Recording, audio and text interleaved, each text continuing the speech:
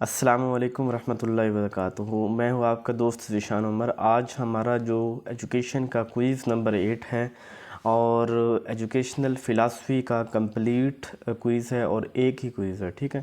यानी इससे पहले हमने 4 साइकोलॉजी के किए, 3 रिसर्च के किए और फ़िलासफ़ी का एक ही। ये 50 क्वेश्चन होंगे और 100 मार्क्स का होगा। हर क्वेश्चन के 2 मार्क्स होंगे।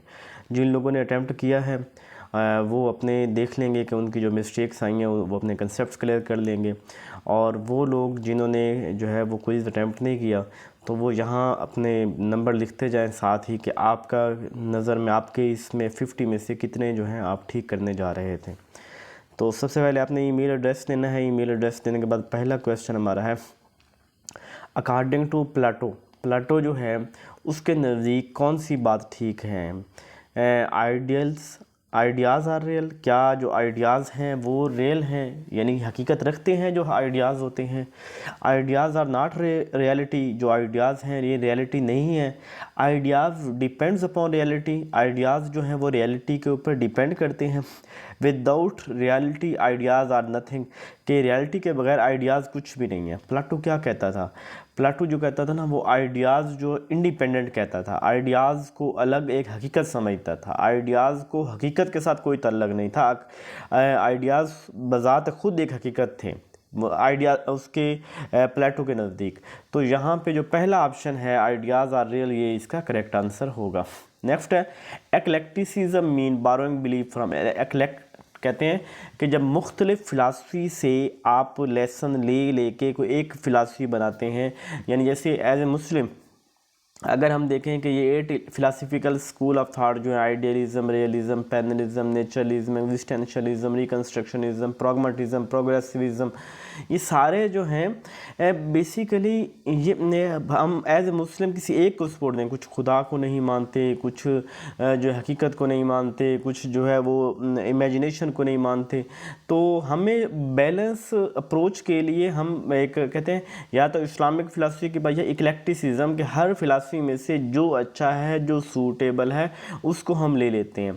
तो जब हम डिफरेंट फ़िलासफ़ी यानी डिफरेंट फ़िलासफ़ी से हम जब बिलीफ बारो कर रहे होते हैं तो उसे हम क्या कहते हैं? एक्लेक्टिसिज्म। ऑन्टोलॉजी जो है ना, बेसिकली ऑन्टोलॉजी का मतलब तो रियलिटी है। ऑन्टोलॉजी सब ब्रांच है, सब टाइप है मेटाफिजिक्स की। किसकी? मेटा। यानी जो अगर आपसे पूछा जाए ना कि एरियाज ऑफ फिलासफी और ब्रांचेज ऑफ फिलासफी, तो वो कौन कौन सी हैं? Metaphysics, epistemology, axiology. पहले किसी किसी बुक में लिखा हुआ है ऑन्टोलॉजी लिखा हुआ है मेटाफिजिक्स की जगह, समहाउ वो भी ठीक है। लेकिन जो ऑन्टोलॉजी है वो मेटाफिजिक्स की फर्दर जो है वो टाइप है। मेटाफिजिक्स की फर्दर टाइप्स मैंने आपको बताई थी वीडियो के अंदर। एक होता है थियोलॉजी जो मज़हब से रिलेटेड है, कॉस्मोलॉजी मैंने आपको बताया था, इसके अलावा ऑन्टोलॉजी मैंने आपको बताया था, और एंथ्रोपोलॉजी मैंने आपको 4 मैंने इसकी मेटाफिजिक्स की आपको टाइप्स बताई थी। तो इसके अंदर कौन सा आ जाएगा? मेटाफिजिक्स आ जाएगा।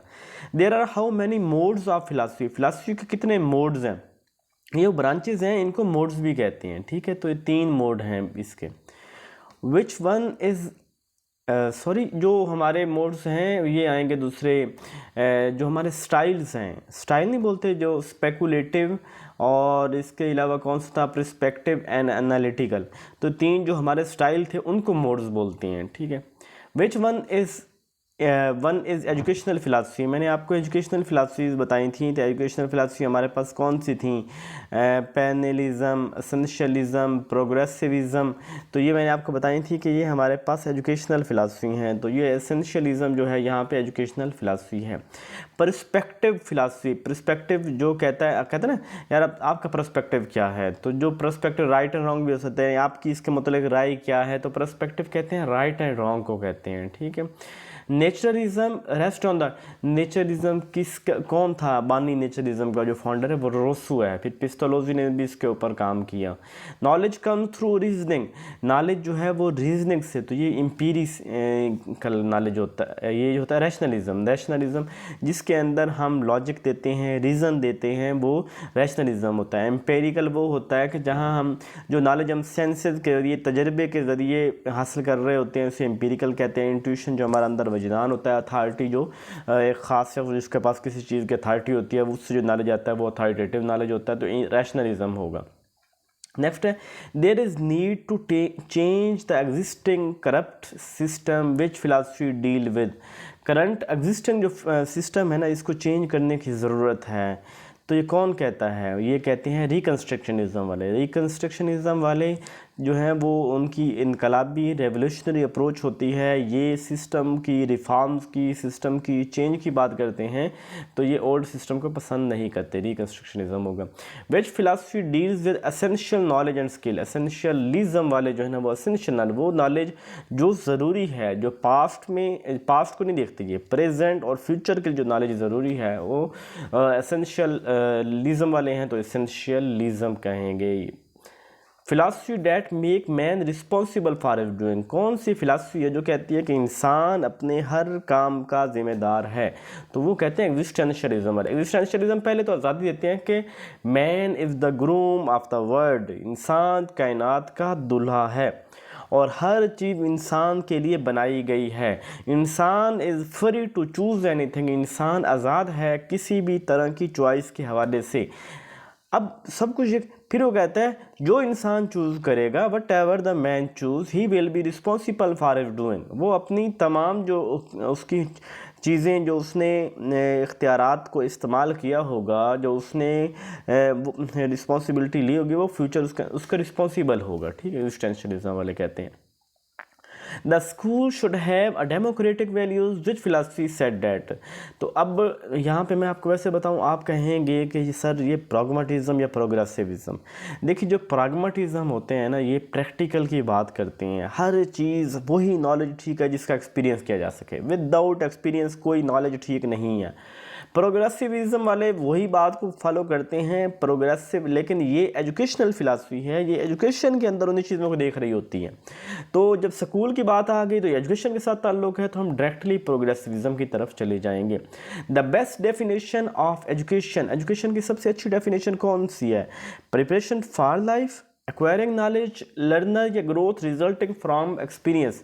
तो जो बेस्ट डेफिनेशन यहाँ पे है वो है ग्रोथ रिजल्टिंग फ्रॉम एक्सपीरियंस, कि तजर्बात के बाद जो है जो ग्रोथ हो रही होती है उसे हम एजुकेशन बोल रहे होते हैं। बाकी आज हमने वो टॉपिक भी करना है एजुकेशन वाला। The emphasis in the classroom should be on. Classroom के अंदर किस चीज़ के ऊपर एम्फोसाइज होना चाहिए?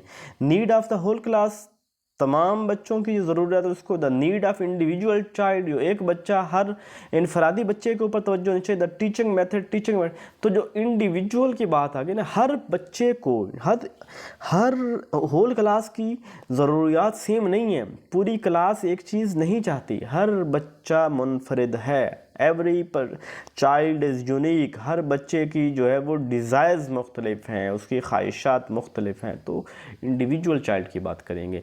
इन प्रोग्रेसिव एजुकेशन जो है वो, उसमें क्या होता है? Text book is the only means of learning. क्या किताबें ही ज़रिया हैं जो है वो लर्निंग का, या इसके अलावा स्टैंडर्डाइज्ड सिलेबस जो है वो, एक minute,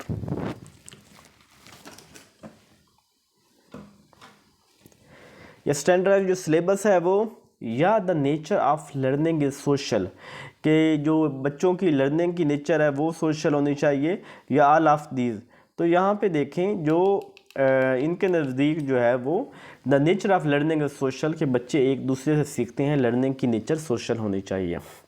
next, the famous and historical academy Lyceum was founded by. ये लाइसियम अकेडमी किसने बनाई थी? ये अरिस्टोटल ने बनाई थी। फाउंडर लाइसियम अकेडमी के कौन है? ये। और अकेडमी की बात आ जाए तो वो कौन है? वो प्लेटो है। इमाइल ने एक बुक लिखी थी। इमाइल एक बुक का नेम है, किसने लिखी थी? रोसो ने लिखी थी। रोसो कौन है? ये फाउंडर है नेचुरलिज्म का। द नॉर्मल स्कूल किसने बनाए थे? पिस्तालोजी ने बनाए थे। और ये पिस्तालोजी ने नॉर्मल स्कूल के अंदर किस पर्पज़ के लिए बनाए थे? ये बनाए थे टीचर ट्रेनिंग के लिए बनाए थे। ठीक है, यहाँ पे कुछ और में नहीं चाहिए कि नॉर्मल स्कूल हो सकता है स्पेशल बच्चों, नहीं, ये टीचर ट्रेनिंग के लिए पिस्तालोजी ने स्कूल बनाए थे। फिर कहता है फ्रीडम, आज़ादी हो, इन्वायरमेंट रिचनेस हो, इन्वायरमेंट ज़बरदस्त हो, हर लिहाज से हर चीज़ें पूरी हो, टीचिंग मटेरियल भी मिले, कोलैबोरेशन भी हो, सेल्फ करेक्टिंग भी हो, way of learning in the chief characteristic. किसकी ये चीफ करेक्टरिस्टिक्स है कि जिसके अंदर, तो ये नेचुरलिज्म जब आएगा ना, फ्रीडम, नेचुरलिज्म वाले फ्रीडम कहते हैं, फ्रीडम एग्जिस्टेंशियलिज्म वाले भी कहते हैं। अच्छा, जब ये क्वेश्चन आएंगे ना इसमें इसके अंदर कोई एक क्लू आपको उस एग्जैक्ट फिलॉसफी की तरफ लेके जाएगा। इन्वायरमेंट की बात आ गई तो हमें पता है कि मेजर फोकस इन्वायरमेंट के ऊपर किसका है, नेचुरलिज्म वालों का, तो वो आ गया। बाकी टीचिंग मटेरियल हर कहीं होता है, कोलैबोरेशन भी हो गई, सेल्फ करेक्टिंग, ये रोल प्ले या इस तरह के मैथड, सेल्फ एक्सप्रेशन की बात जो आ रही है तो ये भी उसकी है। लेकिन इन्वायरमेंट ने ऐसा कीवर्ड है जो हमें नेचुरलिज्म की तरफ लेके आ गया। मेटाफिजिकल कंसेप्ट, यानी जो मेटाफिजिकल होते हैं ना, बियॉन्ड द, जो हमें नज़र नहीं आ रही होती और हमारी सोच में भी, beyond thinking about thinking, spiritualism, रूहानियत एंड रेवलेशन, वही ये सब का ताल्लुक़ किस चीज़ के साथ है, ये मज़हब की बातें हैं, ये मज़हब रिलीजन से ताल्लुक़ है। Teaching method focus on handling ideas through lecture discussion and Sukrat dialogue. ये सुकरात डायलॉग की बात कौन करते हैं, ये आइडियलिज्म वाले करते हैं, आइडियलिज्म वाले सुकरात डायलॉग की बात करते हैं, ठीक है। The method involve teaching for the mastery of fact, fact की बात कौन करते हैं, जब यानी जो कहते हैं हर चीज़ के प्रॉपर, ये नहीं है कि हम आइडियाज़ को लेकर चलें, हर में फैक्ट्स चाहिए, हर चीज़ के हमें ठोस वजूद हाथ लॉजिक चाहिए, तो ये फैक्ट्स की बात रियलिज्म वाले करते हैं, ठीक है। फैक्ट की बात जब भी आए कौन करते हैं, ये रियलिज्म वाले करते हैं। नेक्स्ट है, who is the first exponent of pragmatism. Pragmatism इस सवाल इंपॉर्टेंट है, लोग विलियम जेम्स, जॉन डेवी सारे कर देते हैं, तो ये इसका जो चार्ल्स पायर्स, ये इसका जो है वो जो पहला इसका एक्सपोनेंट है या फाउंडर है वो चार्ल्स पायर्स है, ठीक है। The focus of education should be the idea that have been lasted over centuries. वो एजुकेशन कौन सी है जिसके अंदर किसी ख्याल जो पुराना सदियों का हो उसके ऊपर फोकस करते हैं, बहुत पुरानी बातों को भी यकीन रखते हैं, तो पेरेनिलिज्म है। विलियम बेगले किसके साथ है, विलियम बेगले जो है ये पेरेनिलिज्म के साथ इसका ताल्लुक है, ये इसका फाउंडर है। The newly society must have genuine democracy. ये जो नई सोसाइटी की बात करते हैं, यानी पुरानी सोसाइटी अब काम की नहीं रही, नई सोसाइटी ऐसी सोसाइटी हो जिसके अंदर जेन्युइन डेमोक्रेसी हो, असल जिसके अंदर जमहूरियत हो, जैसे पाकिस्तान में भी होना ही चाहिए ना, कि पाकिस्तान के अंदर नई एक जमहूरियत हो, नई एक तो पहले सोसाइटी तमीर की जाए, लोगों को शऊर दिया जाए, नई डेमोक्रेसी होनी चाहिए, हुज मेजर इंस्टीट्यूशन एव resources are controlled by the people themselves. ऐसी जमहूरियत हो जिसके अंदर मौजूद रिसोर्सेज का लोगों उनके ऊपर लोगों का कंट्रोल हो, ना कि कोई 4, 5, 10 ख़ानदान जो 70 सालों से हमारे ऊपर मुसल्लत आ रहे हैं। बहरहाल आगे मज़ीद बात नहीं करते, आजकल बंदे वीगो डाला ना आ जाए, उठा ना ले मुझे। तो न्यू सोसाइटी की बात कौन करते हैं, रिकन्स्ट्रक्शनिज्म वाले करते हैं। ब्यूटी इज़ अप्रिशिएटेड, जो ये खूबसूरती को बड़ा अप्रिशिएट करते हैं, but inner beauty is given more weightage. जो अंदर की है ना ब्यूटी, असल वही है, ये बैर जो है ना, ये ज़ाहिरी चीज़ें, इनकी अहमियत कोई नहीं है। देन द अपेरेंट ब्यूटी, यानी ये जो ज़ाहिरी है इससे ज़्यादा। तो ये कौन बात करते हैं, ये इस्लामिक फ़िलासफ़ी वाले बात करते हैं, कहते हैं कि अंदर मन साफ़ होना चाहिए, अंदर साफ़ होना चाहिए। तो ब्यूटी असल ये जो है ना, गोरा बदन जो है ना, चिट्टा रंग, ये नहीं है, अलामत नहीं है, ये इतनी अप्रिशिएटेड चीज़ नहीं है जितना ये है कि आपका मन अच्छा होना चाहिए। Who believe that education is a process of man adjustment to nature। कौन कहता है कि एजुकेशन जो है वो एक process of man adjustment, nature की बात करता है कि इंसान का नेचर के अंदर एडजस्टमेंट, या इन्वायरमेंट की बात कौन करते हैं, तो नेचरलिज्म वाले करते हैं। From where do the realist get their aim of education. जो रियलिस्ट हैं ये अपना एम ऑफ एजुकेशन कहाँ से हासिल करते हैं, ग्रेट बुक्स से, वो तो पेरेनिलिज्म वाले होते हैं। अच्छा, आवर ट्रेडिशन वाले तो वो होते हैं, क्या कहते हैं, ट्रेडिशन वाले एसेंशियलिज्म वाले होते थे। पब्लिक इंटरेस्ट, लोगों की ख्वाहिशात के मुताबिक जो है वो लोगों की ज़रूरत ख्वाहिश के मुताबिक, तो ये बिल्कुल ठीक है। पब्लिक इंटरेस्ट, लोगों की बेहतरी वाले, अच्छे वो वाले होने चाहिए।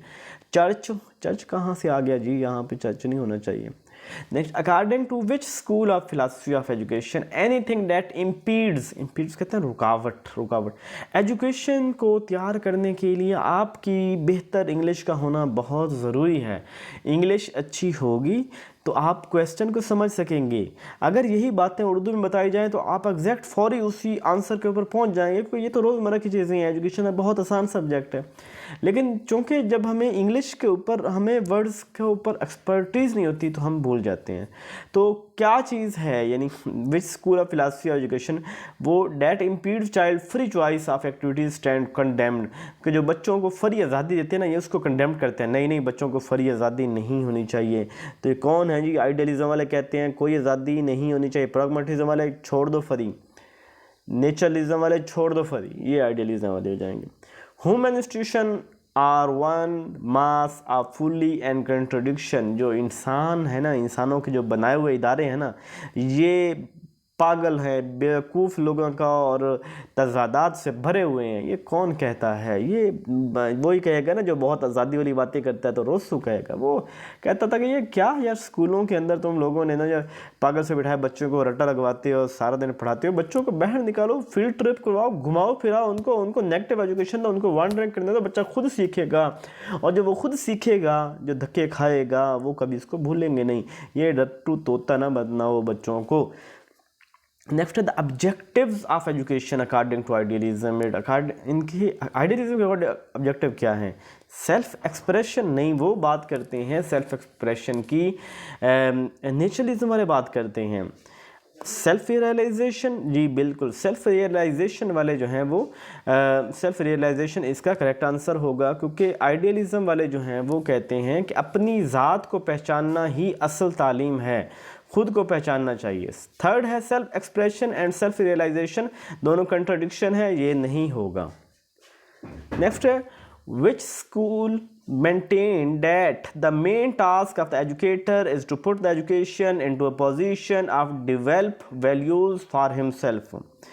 यानी कौन सा स्कूल कहता है कि द मेन जो सब टीचर्स है ना, इनका असल काम ये है कि is to put education into position, कि वो एजुकेशन को ऐसे करें कि वो वैल्यूज डेवलप हों उससे उनके लिए।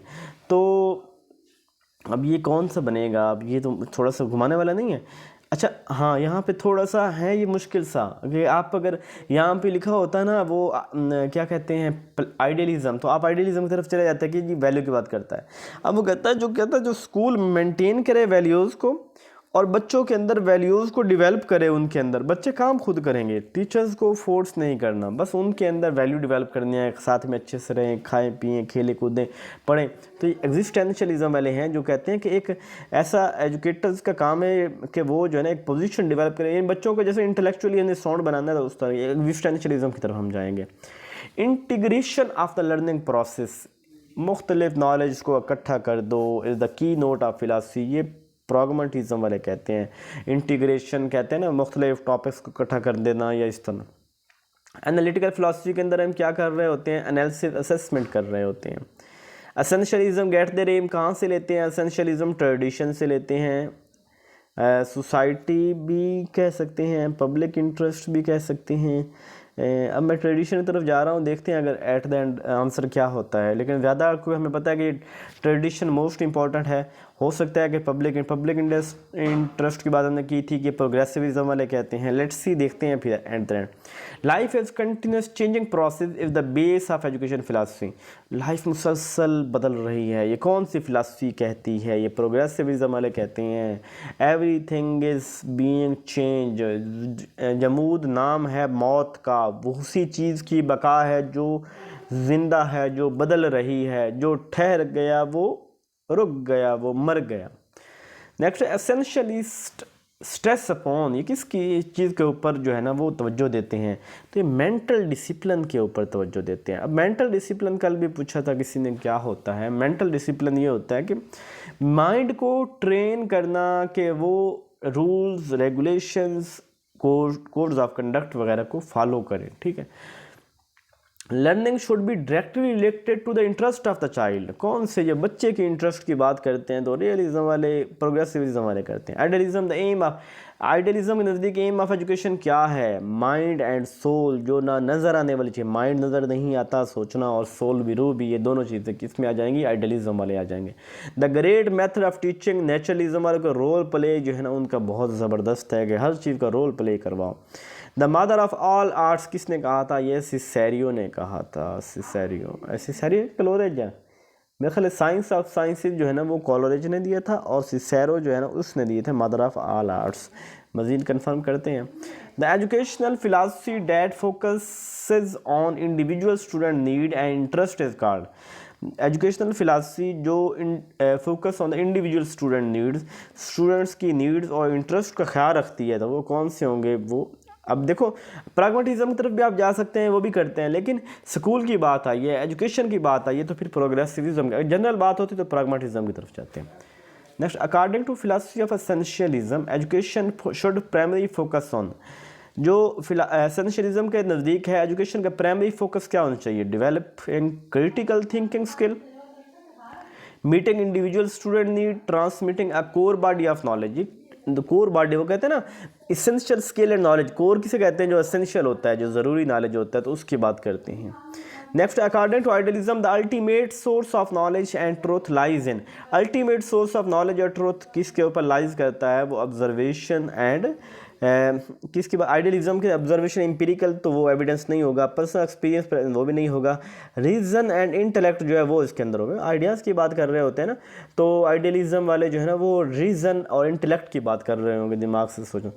Next, the philosophy that advocate for social and political change through education. तो वो जो चेंज की बात कौन करते हैं जी? ये रिकन्स्ट्रक्शनिज्म वाले करते हैं।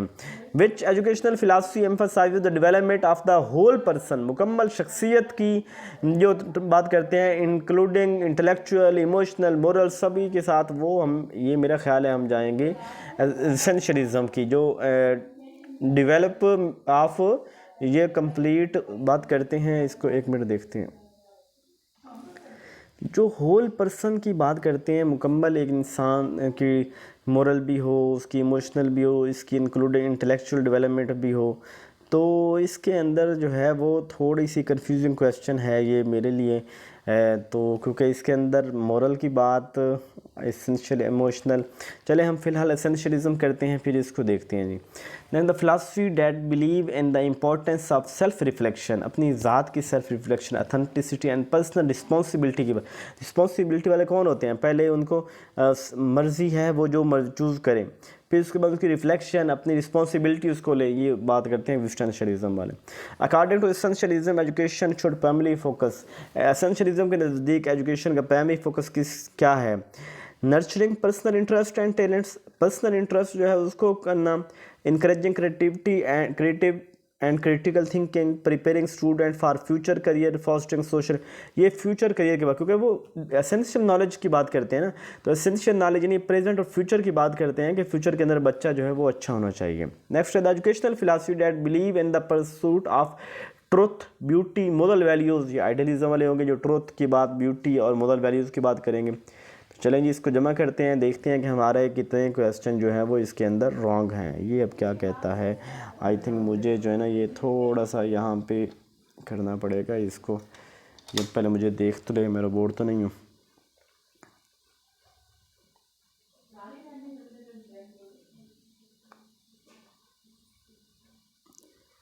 ट्रैफिक लाइट्स,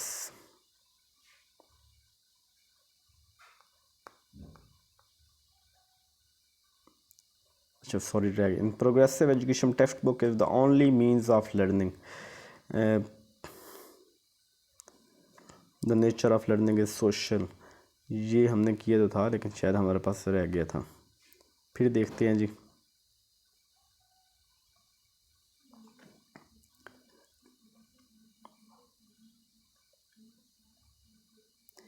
जी हमारे 3 क्वेश्चन जो है वो रॉन्ग हो गए हैं।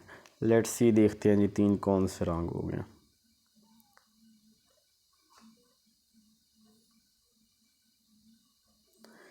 इमाइल बुक रोसो ने लिखी थी।